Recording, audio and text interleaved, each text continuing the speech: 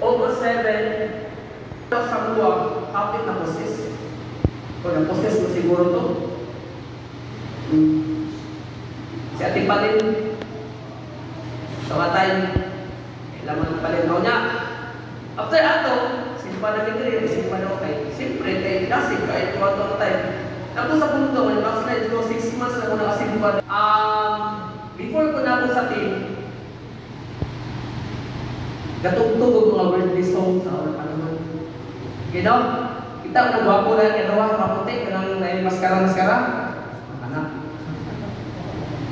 Nanuntok ni anak at time. Hindi ko makalimut anak ang pictures mga doon. Kaya anak at time, before pa naabot na nanuntok na mo, 2 days before anak, nag-pray na ko kay Lord 2010 na siya nanuntok na sa takot.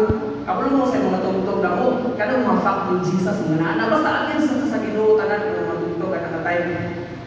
Wala ka makitaan ng puros ka ng puros kahimayaan sa Ginoo, kaya halos tanan mga crowd na nananawa na puros na tanan Ginoo to Ginoo kasagaran. Okay? Kanang nga time, grabe patingilak ng wala kay pagpanugtog ng wala, 2 days before pagpanugtog ng wala ng nagkainin mo si the Lord, diba? Sa mo si Maki. Kaya kanang grabe na mo rin. Nagkaroon mga napos akong ginabuyan na mga hapit ako ginugal.